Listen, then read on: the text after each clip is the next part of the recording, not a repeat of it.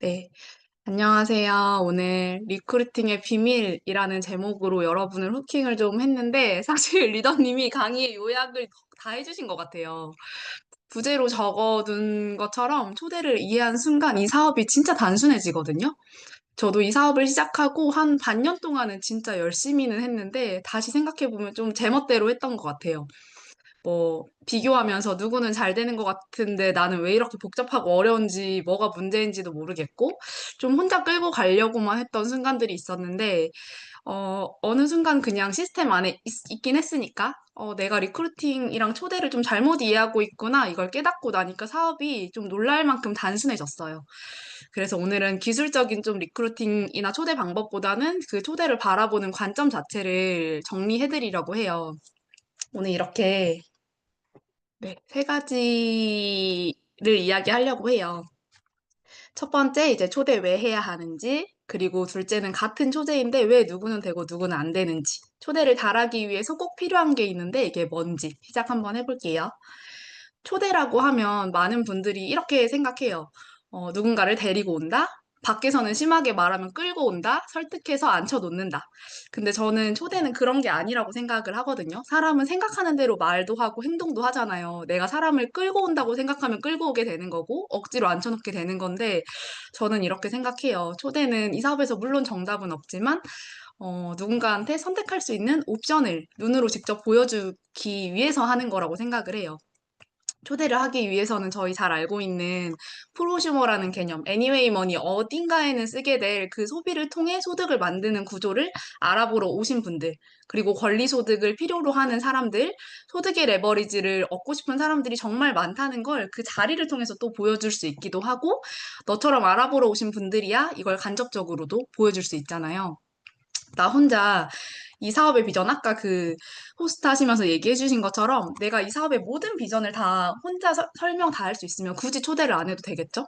하지만 전 과정을 혼자 끌고 가려면 시간도 너무 오래 걸리고 복제도 어려울 뿐더러 초기 사업자들이나 시간이 지나도 특정 부분들은 이제 간단한 설명조차 너무 부담스러워 하시기 때문에 팀과 스폰서의 도움이 반드시 필요한데 그중에서도 이제 초대는 내 실력이 아직 부족해도 가장 큰 결과를 얻을 수 있는 방법 중에 하나예요. 질문이 답이다에 이어서 초대가 답이다라고 나오는 그런 말들이 좀 들리는 이유 중에 하나인 것 같아요.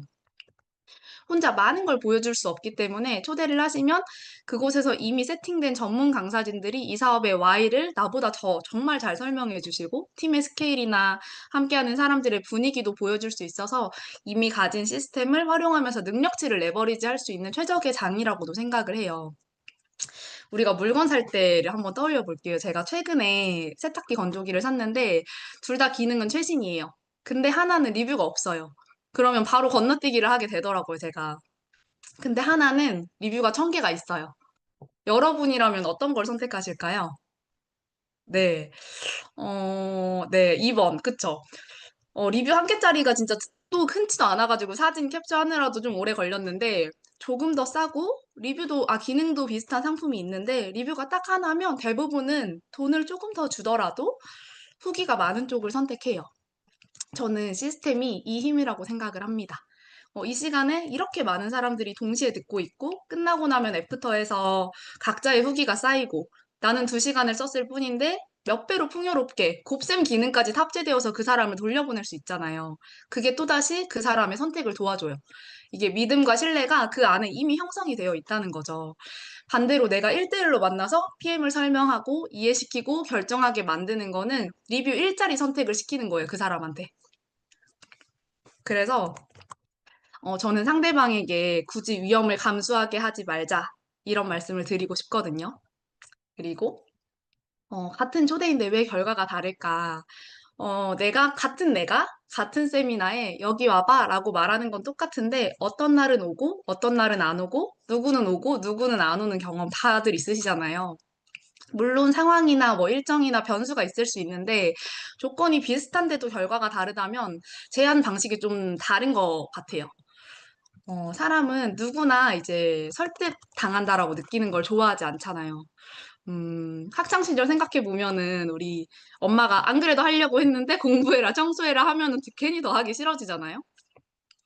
사업도 똑같은 것 같아요. 사람은 스스로 판단했다고 느껴야 결정도 하고 그 이후의 행동도 주도적이어지는 것 같아요. 그래서 초대는 오라고 설득하는 게 아니라 판단의 기회를 주는 거면 좋을 것 같아요. 들어보고 너가 직접 판단해봐. 이 톤으로 초대를 하면 되는데 어때요? 우리 대부분 이렇게 하고 있지 않나요? 네, 공감하시죠? 이게, 저도 그렇게 했으니까 너무 잘 알아요. 누군가의 이야기가 아니라 1년 전에 저의 이야기거든요. 그리고 솔직히 저게 맞잖아요. PM 대박이고, 너무 좋고, 안 하면 손해고, 문제는 근데 상대가 받을 생각이 없는데 내가 주고 싶은 거라는 거죠. 다들 엄청 웃고 계시네요. 예.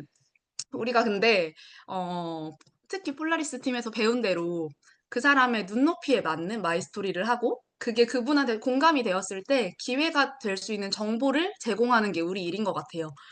그래서 상대가 원하는 걸 줄 수 있는 이 시스템으로 초대를 하는 거죠. 그리고 좀 제 개인적인 팁은 스폰서나 나나 이제 팀원들이 강사일 때 훨씬 이야기하기가 쉽더라고요. 이것도 사실 입소문인 거죠. 되게 멀리 있는 나랑도 관련도 없는 사람 이야기를 하는 게 아니라 가까이에서 이 강사님의 변화를 내가 직접 지켜봤으니 아까 그 리뷰 얘기한 것처럼 내 마이스토리, 강사님의 마이스토리까지 전달했을 때 어딘가 하나에는 공감이 될 확률이 굉장히 높아요. 제가 직접 주고받은 카톡 내용 일부인데요. 이분은 제가 한 2년 전에 사업 시작하자마자 이제 제품을 전달했던 분이고, 그 당시에는 저한테 살짝 말렸어요. 너 바쁘고, 애도 어리고, 왜 이렇게 막 치열하게 살아가냐, 하나만 해라, 이러면서. 그런데 그 1년 사이에 이분이, 뭐, 둘째도 출산을 하고, 개인 사업도 좀 런칭을 해보면서 시스템에 대한 좀 고민도 있고, 그런 시기였어요. 그래서 제가 이때도, 나성경 리더님 웨비나에 먼저 초대를 하면서 그리고 나서 들은 애프터가 저거예요. 좋은 것 같긴 한데 나 사람 만나는 거는 자신이 없다. 되게 일반적인 애프터잖아요. 근데 저도 저의 애프터를 했어요. 나는 리스크 있는 삶을 사는 게 더 자신이 없다. 예, 그리고 나서 끝낸 게 아니라, 어, 다음으로 그 주한 사장님 비기너 강의를 보내줬어요. 이거 꼭 들어봤으면 좋겠다. 너한테 도움이 될 것 같다. 언니 지금 시스템으로 돌아가는 일을 언젠가는 해야 될 텐데 그 일이 잘 되면, 그리고 잘 되기 위해서도 필요할 텐데 시스템을 가진 사업은 어떤 게 필요한 건지도 도움이 될 거다 하고 보내줬는데, 그리고 나서 이제 시스템 소득이나 보상 구조에도 관심이 생겼고 그 이후에 여의도 초대에도 응하셨거든요. 현재 이 자리에 계시고요.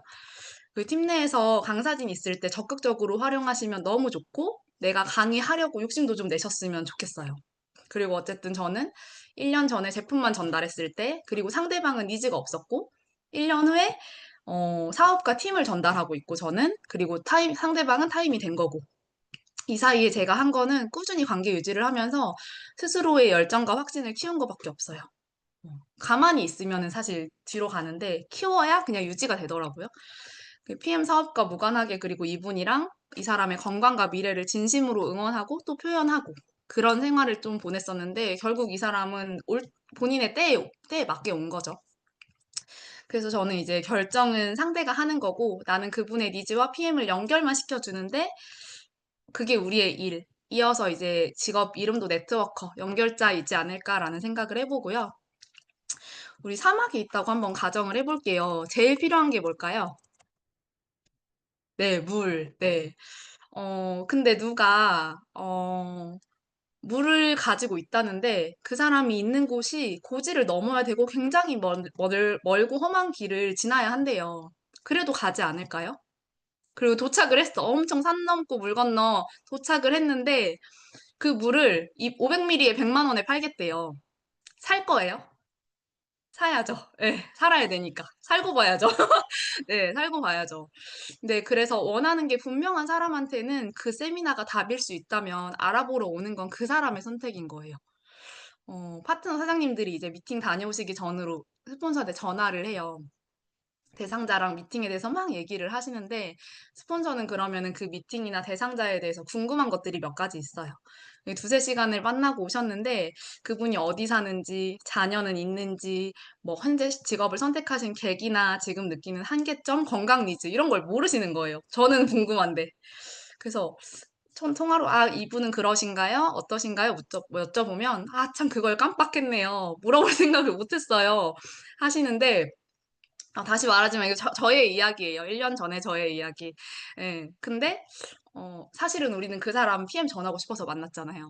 그러니까 상대방은 '아 얘 PM에 빠져 있네.' 이렇게 보내 보이고 헤어진 거예요.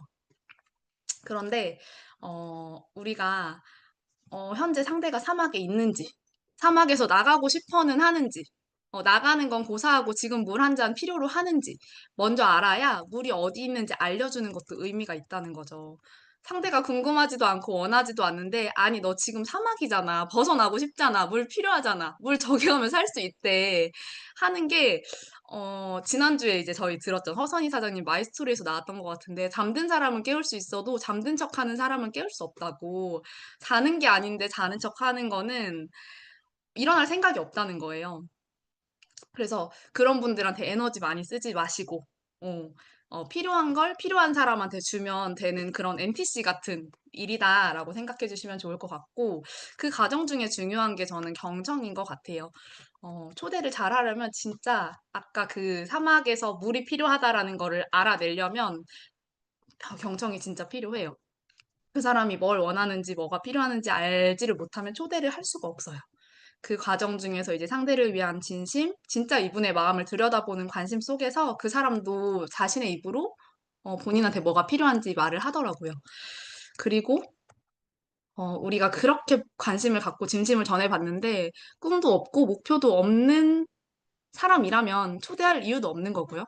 아까도 말씀드렸지만 되지 않을 사람들한테 소모되는 시간이나 에너지를 꼭 아끼셨으면 좋겠어요. 우리의 시간은 한정적이니까. 그래서 이런 분들은 꿈이 없으신 분들은 간혹 가다가, 아주 간혹 가다가 현실 점검하는 타이밍이 올 수도 있기 때문에 힘 빠지지 않을 정도로만 꾸준히 관계 유지를 하시면 되고요. 로드맵. 이 사업의 로드맵은 이미 너무 단순하게 정리가 되어 있어요. 책이나 강의마다 표현은 조금씩 다르지만 크게는 꿈과 목표 설정, 어, 명단, 초대, 미팅, 리크루팅, 그룹 형성 이렇게 가는데 100년 가까운 네트워크 마케팅 역사 속에서 수많은 선배 사업자들이 이미 증명을 해냈고 시행착오를 줄이라고 글로까지 남겨둔 공식이에요. 이게 공식이라서 사실 이해가 되지 않아도 인풋을 하면은 결과값이 나오게 되어 있어요. 우리 막 학창 시절에 근해 공식이 다 이해가 돼가지고 시험 문제를 풀진 않잖아요. 외워서 넣으면 돼요. 숫자를 넣으면 정답이 나와요. 틀리면 오답노트 써보고 수정해보고 다시 연습하면 되는 거고요. 근데 이때 필요한 요소가 세 가지가 있어요. 사실은 초대뿐만이 아니라 컨택이나 리크루팅이나 시스템 안착이나 전반적인 비즈니스 과정에 공통적으로 적용이 되는 세 가지가 있는데 아까 초대 예시에서도 말씀드렸던 지속적인 관계 유지, 꾸준한 나의 열정, 상대의 타이밍이에요. 이 중에 내가 정할 수 없는 거는 마지막 거 하나밖에 없어요. 저는 이 얘기를 스폰서 사장님한테 처음 들었을 때 너무 충격을 받아서 완전히 각인됐어요. 그 순간에. 그래서 세 개 중에 두 개나 내가 할 수 있어? 나만 하면 66%의 확률이야? 그럼 무조건 해보자 될 때까지. 이런 생각을 가지고 지금도 컨택도 초대도 하고 있습니다. 그리고 초대는 확률 게임이에요. 내가 이번 달 10명을 초대하고 싶다. 그런데 내가 10명 초대했을 때 한 명이 초대가 성공되어서 오는 이제 10% 확률의 이제 성공률의 사람이라고 하면은 10명 초대하고 싶으면 100명을 만나면 되겠죠. 그럼 100명을 만나기 위해서는 하루에 3명씩 만나면 되겠죠. 근데 내가 10명 만났을 때 3명 정도는 오는 것 같아. 하면은 10명을 초대하기 위해서는 30명, 하루에 한 명을 만나면 되는 거예요.